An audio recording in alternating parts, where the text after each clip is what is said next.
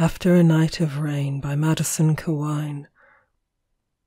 The rain made ruin of the rose and frayed the lily into tatters. Now the morn looks from the hopeless east with eyes forlorn, as from her attic looks a dull-eyed maid. The coreopsis drips, the sunflowers fade, the garden reeks with rain.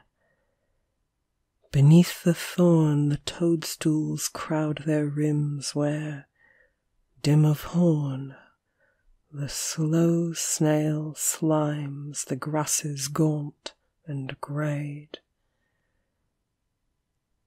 Like some pale nun in penitential weeds, weary with weeping, telling sad her beads, her rosary of pods of hollyhocks.